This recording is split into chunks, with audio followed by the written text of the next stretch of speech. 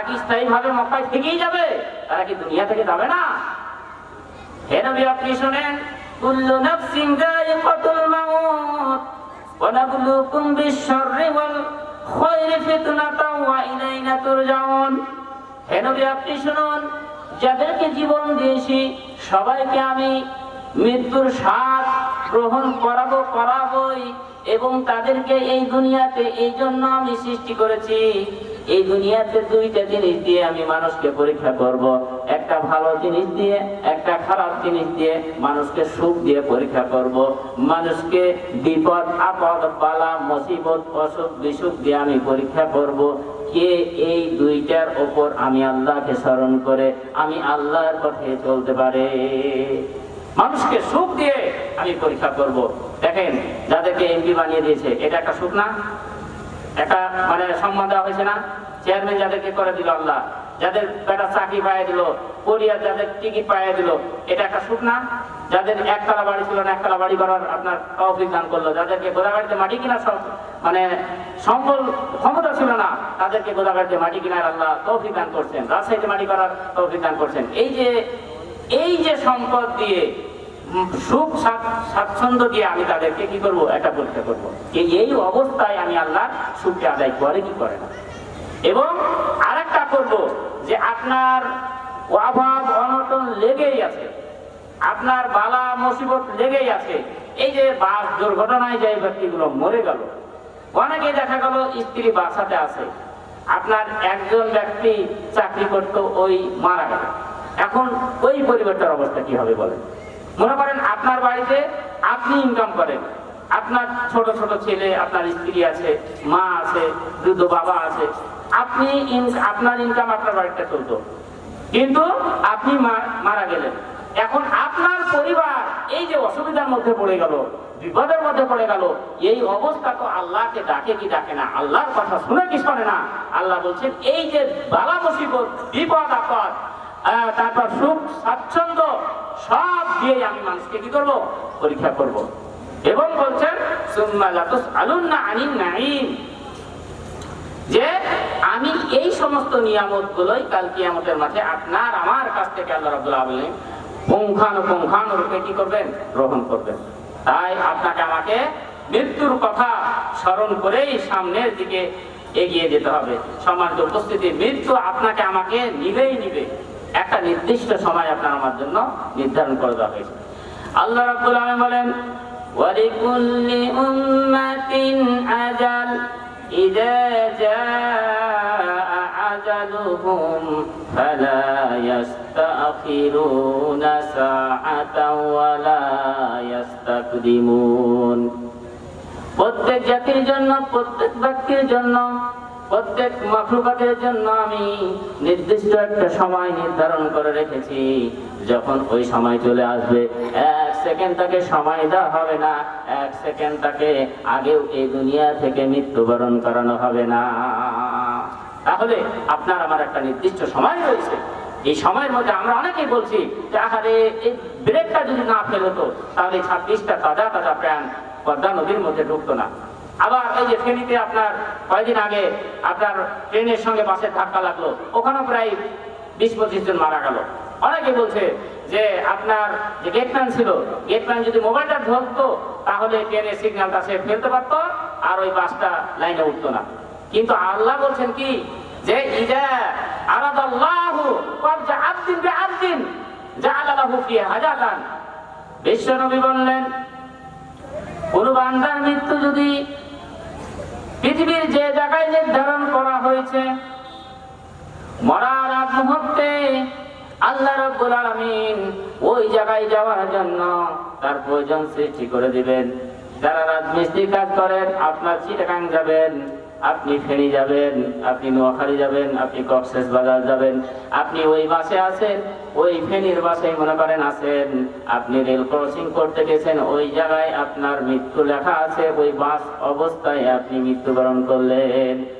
যে বাসটা রাজবাড়িতে ঢুকে গেল, কারো বাড়ি কুষ্টিয়া, কারো বাড়ি রাজবাড়ি, তাদের যাওয়ার কথা ছিল ঢাকা।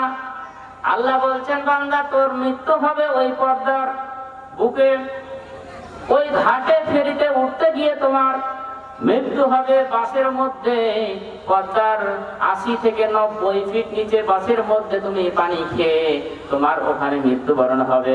এই জন্য বিশ্বনবী বলছেন যে আদালাহু ফিয়া হাদাতান, আপনার মৃত্যু যদি থাকে গোদাগাড়িতে, আপনি যে করে হোক গোদাগাড়ি পৌঁছবেন। সুতরাং মৃত্যু থেকে বাঁচার পলায়ন করার চেষ্টা করে লাভ নাই, মৃত্যু তো হবেই। মৃত্যুকে স্মরণ করে আপনার জীবন জিন্দেগি কি করতে হবে? চলতে হবে। এই জন্য আপনাকে ওয়াসাবিহুহু বুকরাতা ওয়া আসিলা বলা হয়েছে, যে সকাল সন্ধ্যা আপনি আল্লাহর তাসবিহ তাহলিল আল্লাহর গুণকীর্তন করতে থাকবেন। মরণ হবে, মরে যাব, মরণ হবে, মরে যাব। আল্লাহ রাব্বুল আলামিনের নবী বলছেন যে যে মরণকে হাসি খুশি ভাবে গ্রহণ করলো, আল্লাহ তাকে খুশি ভাবে গ্রহণ করবে, আর যে মরণকে অপছন্দ করলো, আল্লাহ তাকে গ্রহণ করতে অপছন্দ করবেন। আপনি মরণকে অপছন্দ করবেন, আল্লাহ পাক আপনাকে অপছন্দ করবেন। যে এই বান্দা মরতে চাই না, এই আবু জাহেলের জোট, এই ফেরাউনের জোট, ফেরাউনকে মমি ছুটকি করে আপনার মিশরের জাদুঘরে রেখে দেওয়া হয়নি? ফেরাউনকে রেখে দেওয়া হয়নি? রেখে দেওয়া হয়েছে। প্রিয় ভাইরা আমার, তাহলে আল্লাহ রাব্বুল আলামিন এই কথাই বলছেন যে এই মরণকে যেই জায়গায় আপনার আমার জন্য নির্ধারণ করা হয়েছে সেই জায়গাতে আপনাকে যেতে হবে। আর মৃত্যু খুবই নিকটে, এটা আপনি জানেনই না কখন যে আপনার আমার মৃত্যু হয়ে যাবে, আপনি জানেনই না। আল্লাহ রাব্বুল আলামিন বললেন আইনামা তাকুনু ইদরিকুমুল মাউতু ওয়ালাউ কুনতুম ফি বুরুজিম মুশাইয়াদা। বান্দারে, তোমার মরণ হবে হবে। এই মরণ থেকে বাঁচার জন্য তুমি যদি পৃথিবীর সবচাইতে শক্ত ঘর, সীসা ঢালা প্রাচীরের বিল্ডিং, তুমি মরণ থেকে বাঁচার জন্য যদি সীসা ঢালা একটা ঘর তৈরি করো, সীসা ঢালা একটা বিল্ডিং তৈরি করো, ওই বিল্ডিং এ আলো ঢুকবে না, ওই বিল্ডিং এ বাতাস ঢুকবে না, ওই বিল্ডিং এ পৃথিবীর কেউ সংযুক্ত থাকবে না, এমন এক সংরক্ষিত ঘরে তুমি যদি ঢুকে যাও বান্দা, আল্লাহ রাব্বুল আলামিন বলছেন ওই ঘরের মধ্যেও তোমার নির্দিষ্ট সময় আমার আজরাইল পৌঁছে যাবে। যাচ্ছে না? অনেকে যাচ্ছে। আপনারা শুনেছেন যে আমেরিকায় একবার গবেষণা করতে লাগলো যে এই রুহু কিভাবে বের করে, মানে আজরাইল কিভাবে রুহুটা জান কবজ করে। একজন মুমূর্ষু ব্যক্তির পরিবারের কাছ থেকে টাকা দিয়ে তাকে নিয়ে নেওয়া হলো, যে এই ব্যক্তি তো আর মরে যাবে, আইসিইউতে চলে গেছে, মানে আইসিইউতে চলে গেছে, কি আর বাঁচার 99 আবার 99% বাঁচার কোনো কি নাই, মানে আর চান্স নাই। সুতরাং আমরা এত টাকা আপনাকে দিচ্ছি, আপনার বাবাকে আমরা পরীক্ষা করতে চাই যে কখন তার মরণটা হয়। একটা কাঁচের ঘরের মধ্যে তাকে রেখে 24 ঘন্টা সিসি ক্যামেরা থেকে শুরু করে যত রকমের উন্নত মানের ক্যামেরা এবং সবাই রেডি হয়ে আছে যে কখন ওই কাঁচের মধ্যে আজরাইল ঢুকে এবং দেখবে যে কখন তার রূহটাকে কি করে, বের করে। তারা দেখতেই আছে, উন্নত মানের ক্যামেরা ফেল হয়ে গেল, তাদের বৈজ্ঞানিক যত সরঞ্জাম ছিল সব ফেল হয়ে গেল, অটোমেটিকলি কখন মৃত্যু হয়ে গেছে তারা জানতেই পারলো না, যে সংরক্ষিত ওই কাঁচের রুমের মধ্যে ওই ব্যক্তির মৃত্যু আল্লাহ রাব্বুল আলামিন নিয়ে নিয়েছেন। এই জন্য আল্লাহ রাব্বুল আলামিন বলছেন ফালাউলা ইযা বালাগাতিল হুলকুম ওয়া আনতুম হিনাইযিন তানজুরুন ওয়া নাহনু আকরাবু ইলাইহি মিনকুম ওয়ালাকিন লা তুবসিরুন। যখন আমাদের মধ্যে কেউ যখন মুমূর্ষু অবস্থায় চলে যায়, মৃত্যুর দ্বার প্রান্তে যখন চলে যায়, খাওয়া ছেড়ে দিয়েছে, নিঃশ্বাস নেওয়া বন্ধ হয়ে গিয়েছে, সবাই আমরা তার পাশে সূরা ইয়াসিন পাঠ করি, তাকে বলার চেষ্টা করি কালেমা তাইয়্যিবা পাঠ করো, বলি কি বলি না? বলেন। যখন একেবারে আশা শেষ, যার বাঁচবে না, তখন তাকে শরবত পান করাই, তার পাশে কোরআন তেলাওয়াত করি, তাকে বলি যে কালমা পাঠ করো, কালমা পাঠ করো। কালমা পড়তে পড়তে কি করো? মৃত্যুবরণ করলে এটা একটা সৌভাগ্য মুমিনের মৃত্যু। কারণ বিশ্বনবী বলছেন মান কানা আখিরু কালামিহি লা ইলাহা ইল্লাল্লাহ ফাদাখালাল জান্নাহ, যে ব্যক্তির পৃথিবীর মরার আগে সব শেষ কথা কালেমা লা ইলাহা ইল্লাল্লাহ হবে, সে দাখালাল জান্নাহ, জান্নাতে চলে যাবে। তখন আমরা কিন্তু তাকে বলার চেষ্টা করি যে কালেমা তাইয়্যিবাটা পাঠ করো, কালেমাটা পাঠ করো, বলি কি বলি না?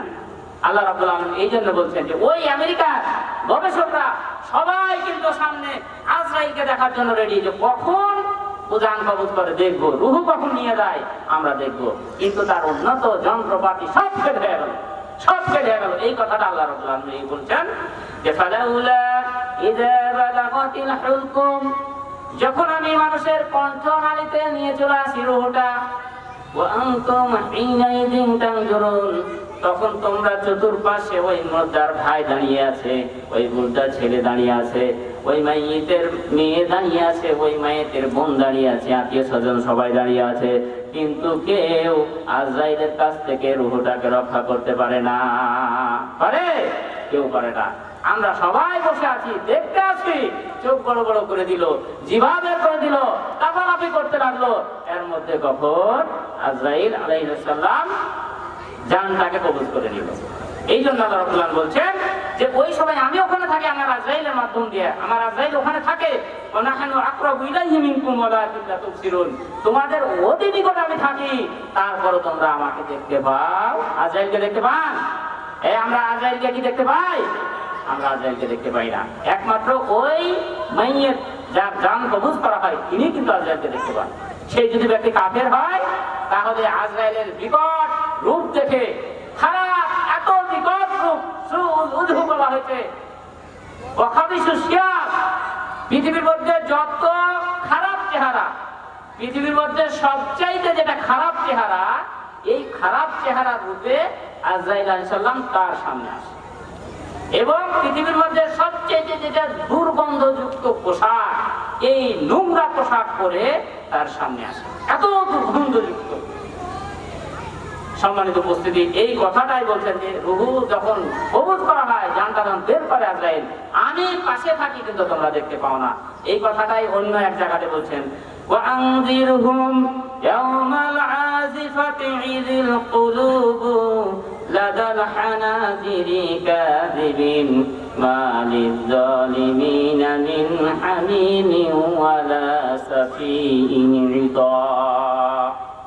আল্লাহ রাব্বুল আলামিন বললেন, মানুষকে আপনি ভয় দেখান সেই সময়ের কথা, ওয়া আনযিরহুম ইয়াওমাল আজিফা, সেই সময়ের কথা আপনি মানুষকে দেখান ভয়, যেদিন মানুষের কণ্ঠনালীতে রূহটাকে নিয়ে চলে আসবে আজরাইল, ওই সময় কিন্তু কেউ সাহায্য করতে পারবে না।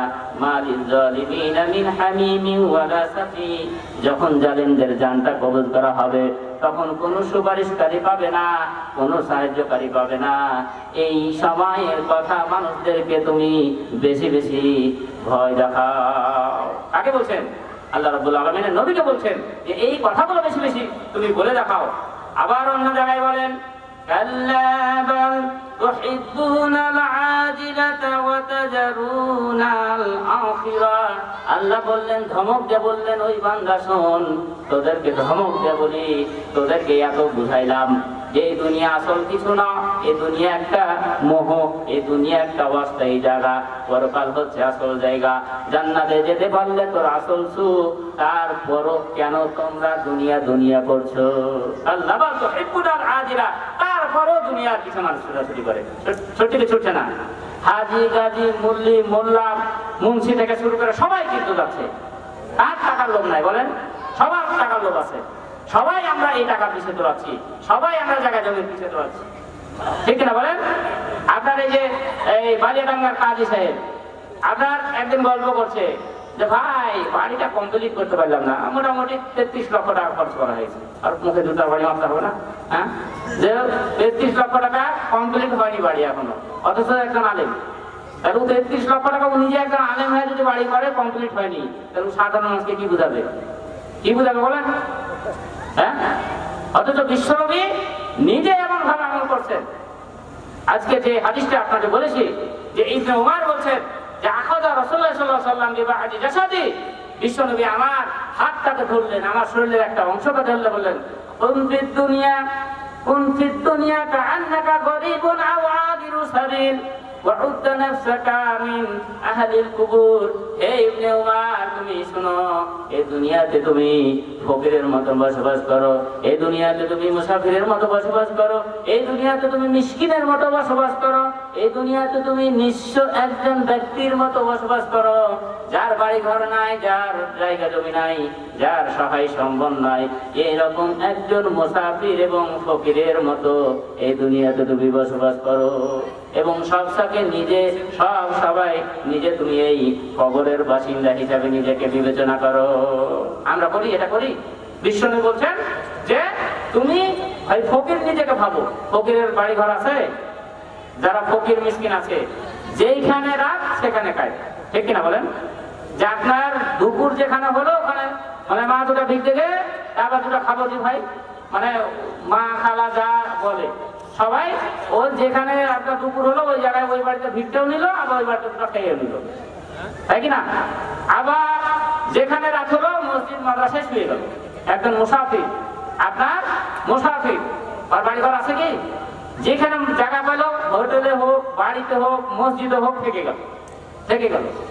আল্লাহ রাব্বুল আলামিন নবী বলছেন, এই ইবনে ওমর শোনো, তুমি এই দুইটা পুরুষকে তুমি ফলো করো, এক ফকিরকে ফকিরের বেশে চলো এবং মুসাফিরের বেশে তুমি চলো, আর নিজেকে সবসময় কবরের বাসিন্দা হিসেবে ভাবো।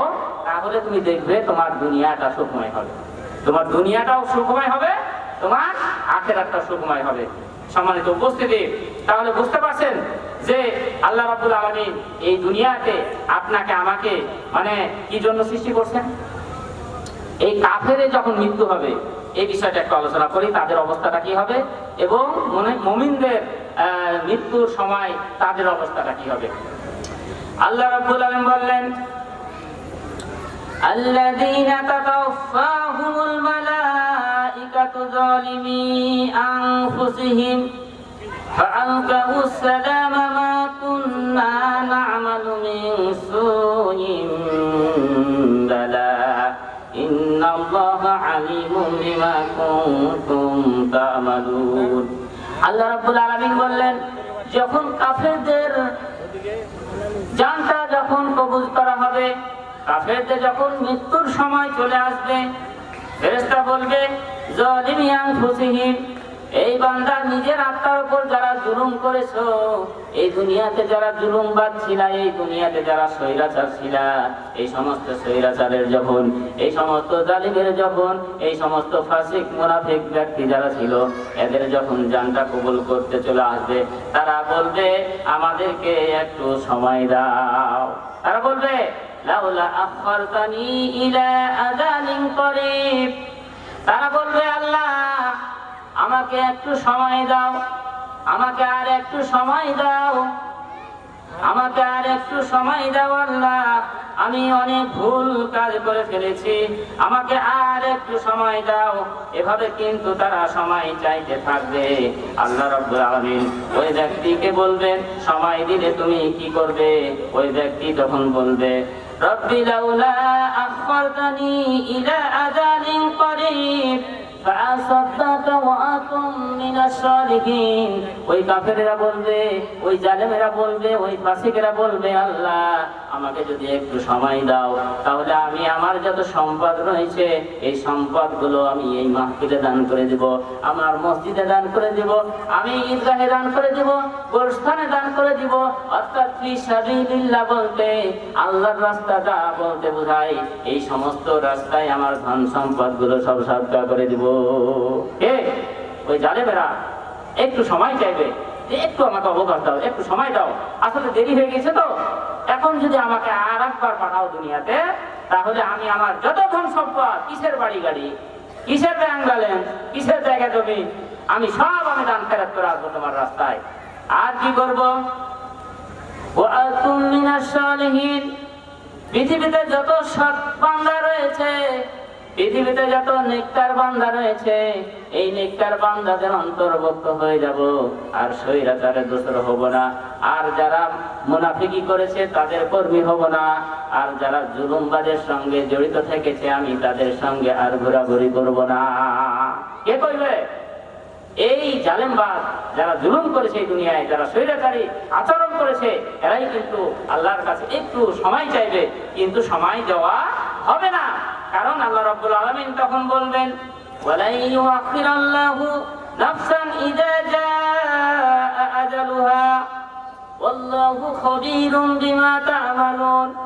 আল্লাহ রাব্বুল আলামিন বলবেন, কোনো সময় নাই, আমি আমার বিশ্ব নবীর মাধ্যমে আমি বলে দিয়েছিলাম প্রত্যেক বান্দার একটা নির্দিষ্ট সময় রয়েছে, ওই সময় যখন চলে আসবে তখন তার কোনো সময় দেওয়া হবে না। এই জন্য তো আমরা যখন আমাদের মৃত্যুর সময় চলে আসে, দেখেন কেউ খাটলিতে, কেউ বিছানাতে বছর বছর প্যারালাইসিসে পড়ে আছে, ঠিক কিনা বলেন? থাকে না? বা ওই আপনি মনে করেন প্যারালাইসিসে 2-3 বছর পর্যন্ত পড়ে আছেন, আপনার ছেলেও বিরক্ত হয়েছে আপনার প্রতি, আপনার স্ত্রী বিরক্ত হয়ে গেছে, আপনার মেয়েও বিরক্ত হয়ে গেছে। এই মরে না কেন পড়া যাবে, কি মরে না কেন, মানে পারে না যে আপনাকে গোস্থানে ফেলে আসে, কারণ আপনার মৃত্যু হয় না, মানে আপনার ব্যবহার মানে ওই যে নিয়ে বেড়াতে বেড়াতে বিরক্ত হয়ে গেছে। অথচ ছোট ছোট ছেলেগুলো অ্যাক্সিডেন্টে মারা গেল, হঠাৎ করে মারা গেল, এরকম হয় কি হয় না? অনেক হয়। এই যে হঠাৎ মৃত্যু হয়ে গেল কাফেরের যখন, তখন এই সময়টা চাইবে হাজিরিন। আল্লাহ রাব্বুল আলামিন এই জন্য বলছেন যে এই সমস্ত কথা বলে লাভ নাই।